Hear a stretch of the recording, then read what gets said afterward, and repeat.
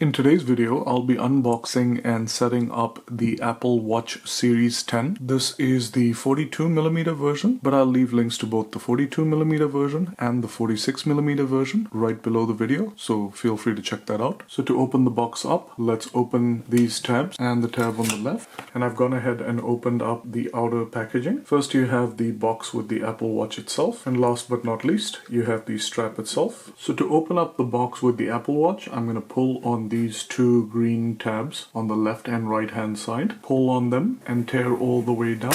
Let's do that for the tab on the left, and let's open the box up, and then you have the watch itself. And next, inside this packaging, you have the USB-C charge cable, and last but not least, on the bottom you have a piece of documentation. And I'm going to gently slide the Apple Watch out of its outer packaging, and there it is in all its glory. And in case I hadn't mentioned it, this is the jet black version. And to open up the box with the strap, I'm going to pull on this green tab here. Pull on the tab till it opens up, and then we're going to slide the strap out. And here is the strap itself. Let's separate the two pieces so we can attach it to the watch. And this, by the way, folks, is the sport band. And we're going to start installing the piece that has the actual metal buckle. Now, to begin installing this, we're going to have the Apple Watch with the back facing us and the adjustment dial on the left hand side. And then we're going to grab our strap, the one with the buckle. We're going to slide it inward till it clicks into place. So again, same exact way, let's slide it in till it clicks into place. And that's pretty much all you need to do to complete the installation of the sport band. And we'll do the rest of the setup on the Apple Watch Series 10 using an iPhone. To power the watch on, I'm going to press and hold the power button on the side, and you can see it's booting up. And the next step is to make sure your iPhone is close to the Apple Watch, and as soon as you do that, it automatically recognizes that there is an Apple Watch nearby and then guides you through the setup on the iPhone. Tap continue, and then it asks whether you'd like to have watch send you notifications. I'm going to tap allow. So, and in this case you have two options: set up for myself or set up for a family member. In my case, I'm setting up for myself, so I'm going to tap set up for myself. And then it wants you to hold the Apple Watch up to the camera so that you can scan the actual pattern that's on the Apple Watch to set it up. So let's go ahead and actually get it in there, and there you go. It says your Apple Watch is paired, and then it gives you two options: restore from backup in case you had a previous Apple Watch, but I don't. I'm going to set up as a new Apple Watch, so tap that, and then it asks you which wrist you'd like to wear the Apple Watch on. I'm going to wear it on my left wrist, and then tap continue, and then it wants you to accept some terms and conditions. I'm going to agree to everything, and then it wants you to sign into your Apple account. So I'm going to enter the password, and then it wants you to create a passcode for your Apple Watch, and we're going to do that on the Apple Watch itself. And then it wants you to re-enter that code, and once you're done with that, it wants you to adjust the text and size of items on your watch. And we're going to use our phone to kind of adjust it to our preferred size. You can also bold text if you choose to do so, and then tap continue. And in terms of accessibility, it has already turned on the reduce motion option, which probably helps with people who have things like motion sickness. I'm going to leave that on and then tap continue. And then it gives you a warning that the Apple Watch actually shares settings with the iPhone for location services, Find My iPhone, Siri, and analytics. I'm going to tap OK. And then to personalize my health information, I've got my date of birth, my sex, my height, my weight, etc. And in case you're using a wheelchair, you can always select that and then tap continue. And in this case, it wants you to set up the activity tracker in terms of move, goals, etc. I'm not going to do this right now. You can always do this in the health app. I'm going to tap not now. And then it wants to know if you'd like to enable the workout route tracking. And this allows for the Apple Watch to use your location to track routes and local weather for your outdoor workouts. This is entirely up to you. In my case, I'm just going to disable route tracking for now. And then it wants to know if you'd like to set up sleep monitoring. Again, this is entirely up to you. I don't plan to wear this watch when I sleep, but there may be some people who want to kind of monitor their sleep patterns, and this may help. But in my case, I'm going to tap skip, and then it asks what notifications you'd like to get about your health in terms of noise. For example, if you're wearing headphones, your cardio fitness, or your heart rate. I'm going to leave all these checked and on, and then tap continue. And it asks me what heart medications I'm taking. In my case, I'm not taking any, but if you are, you want to select the ones that you are actually taking, and then tap continue. And then it lets you know that the Apple Watch can help in the event of an emergency, and then tap continue. And then it gives you a few guidelines on using your Apple Watch in terms of double tapping your index finger and thumb together twice to answer a call, which is quite cool. Tap continue. And then it lets you know that the depth app can automatically open underwater and measure temperature, time, and depth up to 20 feet if you go diving. And it asks you whether you'd like to open depth when submerged or don't open automatically. In my case, I don't plan to go diving, so I'm going to say don't open automatically. And then it gives you a warning that diving activities are dangerous. I'm going to tap continue. And it is signing into my Apple account. And then it wants to know if I'd like to set up Apple Pay on my Apple Watch. So you can actually pay with your watch instead of paying with your phone. Pretty useful feature. And I'm going to tap continue. And I'm going to go ahead and select one card that is already on my account. And then it wants the CVV number of that card. I'm going to enter that and tap next. There you go. It says welcome to Apple Watch. Tap done. And on the Apple Watch itself, it's asking you to enter your code and then tap start. And at this point, your Apple Watch is pretty much set up and ready to use. And you can always customize things like your watch face and see the preview on the watch itself. So you can actually go about and do all those customizations that you need to do. But other than that, your Apple Watch is now ready to use. And if you're looking to buy the Apple Watch Series 10, I'll leave a link right below the video. Hope this video was useful. If it was, please give it a big thumbs up and please consider subscribing to my channel. And if you have any questions or comments about the setup, please leave me a comment below. Thanks for watching and see you next time.